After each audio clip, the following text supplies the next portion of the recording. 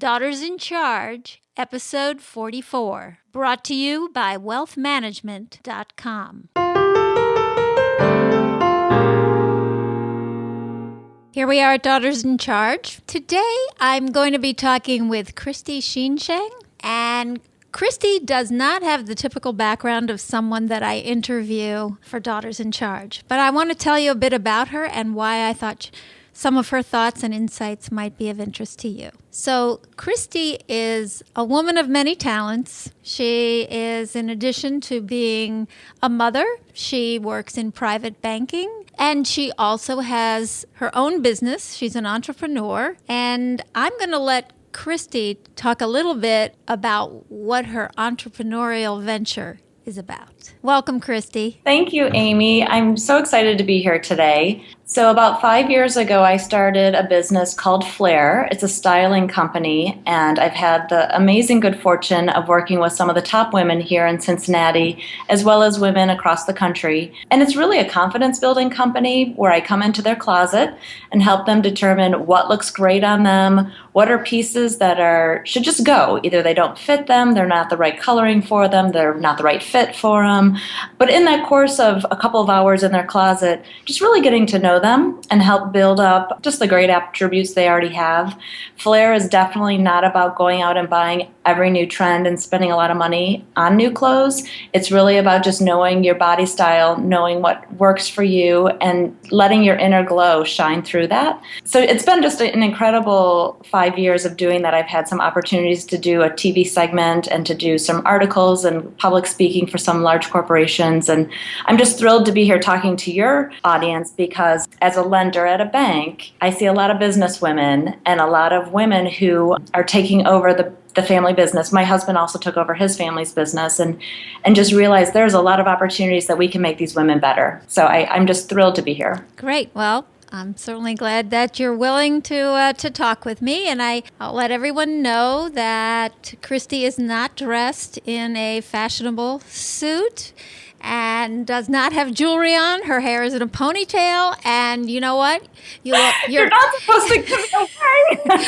Well, your confidence shines through, so that's what's important, and you look great. So tell me a little bit about your perceptions of women who are able to convey confidence. What do you think it takes? To convey confidence, I really do think it's internal. I think it's really understanding who you are and being that true self in all the areas of your life. So just really understanding what you stand for and kind of creating the boundaries around that. So if you have faith in your life, I think that helps you, that you're not running around as frazzled as maybe someone else. I think if your children are a large part of your life, also putting your husband into the forefront and putting your friends in the forefront and relying on your community. But confidence internally, I think, is just knowing what to say yes for and what to say no to. And I think as entrepreneurs, we are asked to do a lot of different things. I think as entrepreneurs and business leaders, because truly these women taking over business are leaders ultimately, just we have a lot of opportunities to do great in our community. So making those decisions as to where we want our legacy to be. And I think so much of that comes from your first impression too. You know, you have to really be aware that anytime as a business person, as a leader, people are going to take a look at you and make some impressions just from what they see. And for I think some of your listeners, that's tough because they've been in the business world maybe since they were 13 and helping in the factory or filing in the office and just kind of learning the business from the ground floor, which is incredible. I really hope for that for my children as well, just to really learn it from the ground up. But I think that's hard now as a 20, 30, 40-year-old woman taking over the business. People have memories of you as a teenager. Right. People may have dated you, and you kind of have to change that first impression. And so some of the things that we do at Flair is just talking about earning respect. How do you earn respect? In this case, I think for the women, it's really knowing your business. So I've had clients who have sent their children out of state, said, hey, go learn something else. If it's accounting, if it's marketing, if it's sales, whatever. that you're going to be able to come back more as an adult to our business. Or maybe they run a plant or one of the business units outside of home, just to give them more of that confidence that way too. But even if you don't leave your hometown, I think it's really just raising your hand to be on projects, really knowing the safety requirements of your company, really knowing the product lines that are successful and the ones that aren't, and just trying to make some difference there. So that way you can raise your hand, get those projects done, be on committees in your industry, and start making a reputation for yourself. I've worked with some incredible attorneys and businesswomen and accountants, and every single one of them has touched me and really have really added to my life as much as I hope that Flair has added to them. I think one thing that I really hit home with all of them is it is absolutely about how you dress, because that is your first impression. That's what people are going to see first about you. But at the same time, you don't have to dress up. So even though you knocked what I'm wearing today, it was totally appropriate for what I was doing. I'm thinking everyone should know Amy looks gorgeous today, by the way. But knowing what complements your body. So, if you are the third shift manager, you can't go out on the plant floor in a three-piece suit. That's not going to be appropriate, but you can still be confident in the way you walk, in the way you present yourself, in the way you act, and you don't have to wear the provocative t-shirt that is suggestive. So it's just little things like that I think if we took a couple of extra seconds, regardless if we are a high-level executive wearing the suit or someone wearing the steel-toed boots, makes a difference in the way people view us. And so, yes, I do look at it from holistically, but it's pretty simple too. It does sound simple as I hear you describe it, even though I know creating the right impression and dealing with feelings of lack of credibility or, am I up to the job are something that a lot of young women struggle with. So if you could, Christy, can you talk just a little bit more about what you, I know, describe sort of as the inside and the outside? So what about how you think, or some suggestions you have for women who really want to pay attention to how they're feeling inside? One of my favorite things to do, and I don't even know if there's a word for it, I call it calendaring, but just really kind of understanding what you do every week, kind of where you're spending your time. And you kind of realize, gosh, I spend a lot of time grocery shopping or doing the laundry or doing the same report over and over and over again, and just trying to figure out what are the things that are taking up the time in your life that are zapping you, and what are the things you're doing in your life that really give you energy and really fill you up. So for one of my girlfriends, it's playing worship music every morning. It just puts her on the right pace for the day, and she feels incredible.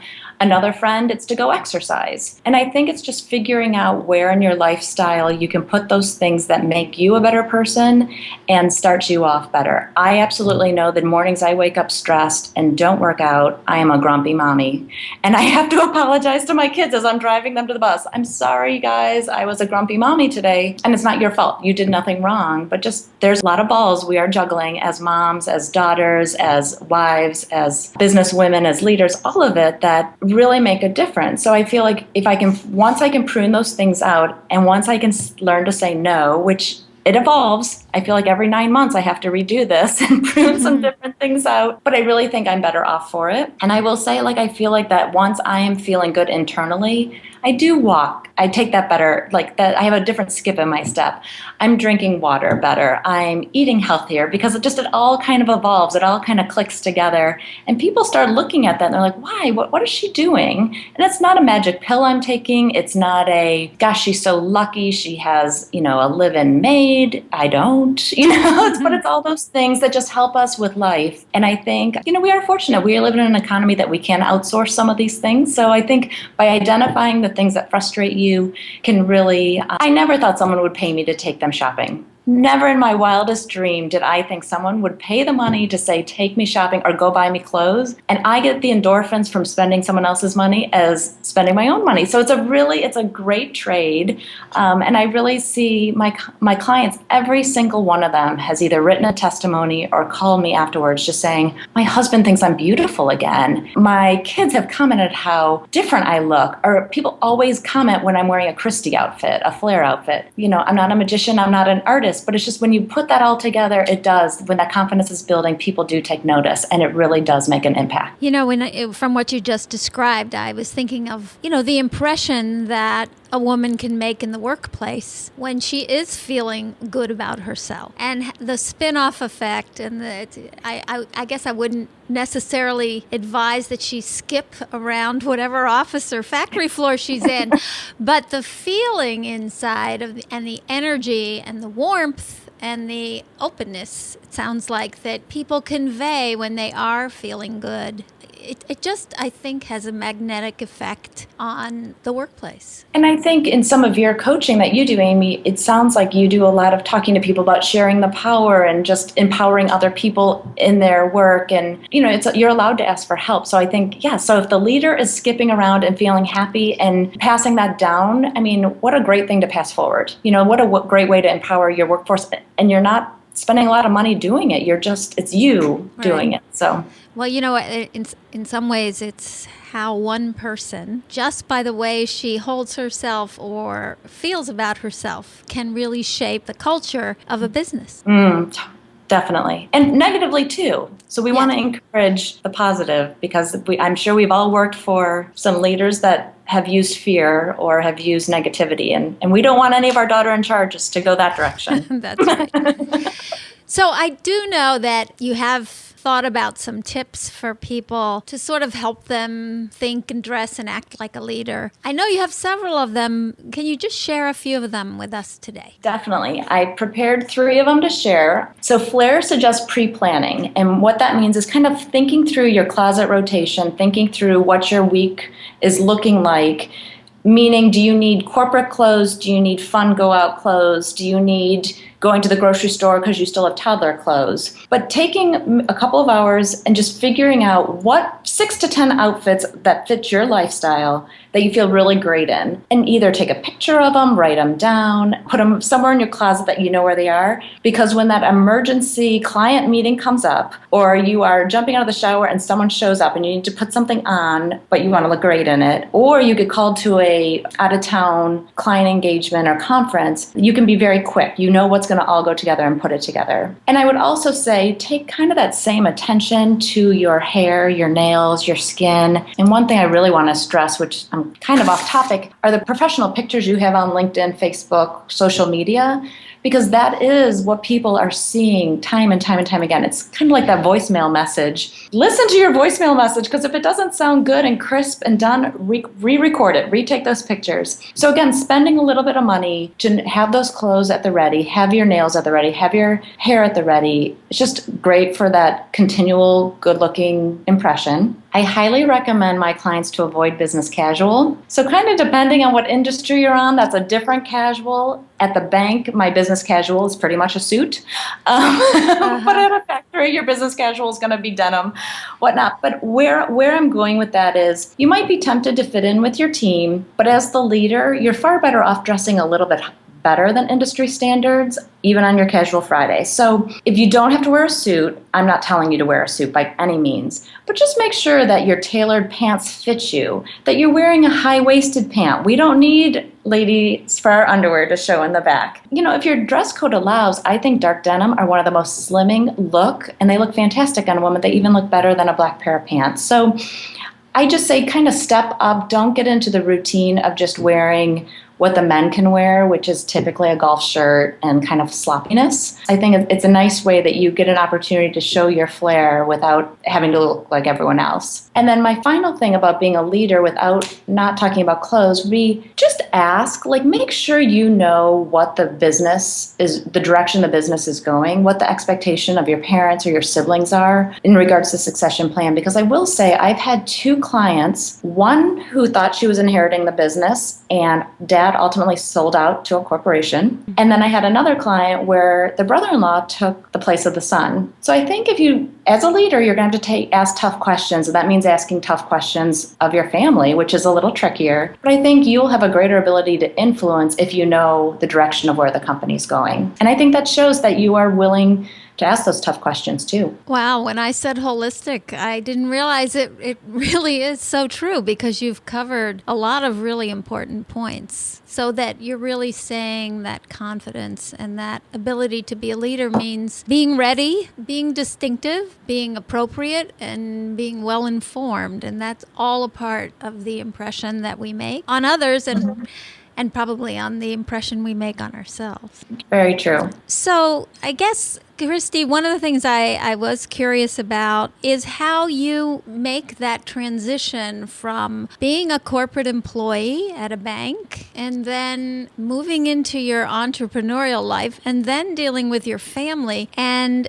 being able to set those boundaries in such a careful way. I like the idea of the sort of calendar approach. Mm-hmm. So you see where you're going, and then you can also figure out how you want to present yourself. But setting boundaries is a huge issue for women in family businesses. So I'm just curious if you could talk a bit about that. Definitely. And truly, for the entrepreneur, I mean, your business is never done. So as you're speaking, your women always have another call they could be making, one more customer they could be trying to get, one more thing to do. So it is definitely tricky, all those balls in the air at the same time. So boundaries are a big part of my life. My husband and I try to sit down Sunday night and kind of just map out the next week. And he's fabulous. He does a whole lot more than most men I've heard of do. So he absolutely helps me with the dinners and just kind of being involved with the family. But I've also learned about myself, I'm much more creative in the morning, and by the time I get home from the office in the evening, I am tired. Like there's not going to, besides just doing tasks, I'm not going to be very productive at doing much of anything. So carving out some morning time, either to do creative writing, just spend quiet and thinking, or to get a workout in, that definitely has helped me. I've kind of simplified my life. We try not to do a whole lot during the weekdays outside of kid activities, whatnot, and cooking at home. My daughter has started to like baking. So do cooking and some simple cooking with family dinners and just being engaged with them then, because I'm not there after school on all the days. My son's still at an age he loves to throw baseball. So just making sure I'm present when I'm home.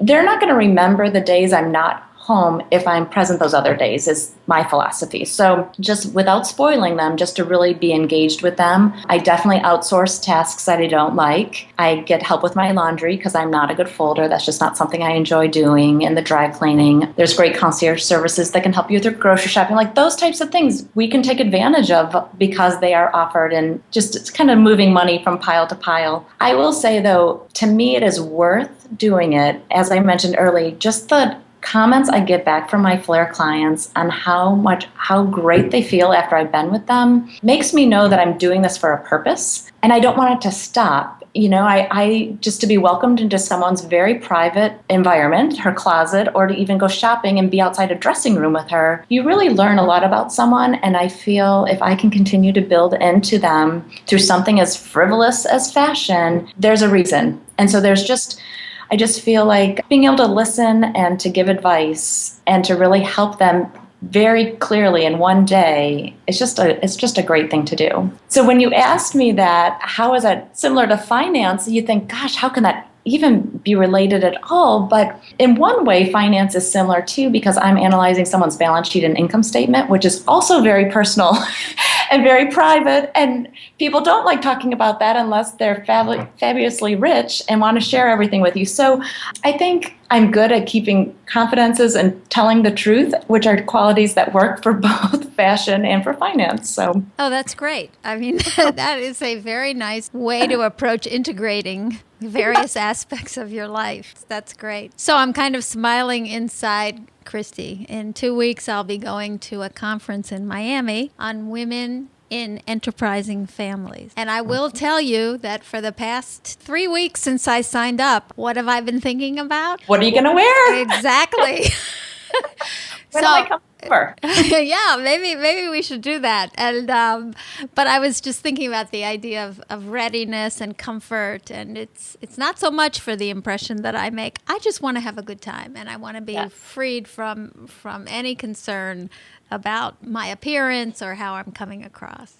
Well, and think about that. That's the whole reason Spanx has taken off, because it allows women to wear clothes and feel more comfortable. They're not as bound, So I think comfy shoes and some great attire, maybe some scarves can change up some outfits. It'll be great. Yep, and I'll let you know. I'll let you know how it goes, as I will certainly let the daughters listening know about some of the ideas and issues that have been discussed. Well, Christy, it's been a pleasure talking with you, I'm sure there are daughters listening who might never think of subcontracting out some of what they're concerned about and getting help. So I wonder, what's the best way for women to contact you if they're interested? Now, we have women across the country, but Skype is always a possibility. Absolutely. Absolutely. So if you could just share how they could contact you. That would be great. My website is www.dare4flair. So it's DARE, the number 4, FLAIR.com. You can find me on LinkedIn. You can find me, Flair has a Facebook page, so you should be able to track me down pretty easily, and I'm sure you'll post the podcast with some information on it, so that'll be great. Do you mind if I take one extra second just from a banker's perspective to give a piece of advice to these daughters? Oh, go for it. Okay, so ladies, I've also been in the financial industry for almost 20 years, and I just want to give you one piece of encouragement. So many times the father or the older brother and the daughter in charge come in and don't say a word in our bank meeting. And I just want to give you the encouragement to please, please, please ask to be on that agenda. I don't care if you're running a small little profit center within the business or if you are just integrating right now. Please just prepare some questions, be alert in that meeting, and be involved. You are paying for these advisors, regardless if they're your accountants or your attorneys or your bankers, and they are there to support you, and they are there rating if you're going to be able to take over this business. So use them as a resource. Ask them for introductions in your industry. They bank a lot of companies that are like yours, or ask them for other, amazing coaches or leaders to be on your board of directors. Use them as a resource because they would love to help you. We just don't get asked that often. So just know we are willing to help. So raise your hand and bring your questions. What a wonderful idea. What a wonderful thought to share. And again, just thanks so much, Christy, for your really very broad and deep insights into the world of the women who are working in their family's business. Thanks so much. You're welcome. Thanks, Amy. Thanks for listening. If you want to learn more about Daughters in Charge, check out our website at daughtersincharge.com, where you can download our free toolkit. And if you'd like to share your story, just email me at amy@daughtersincharge.com.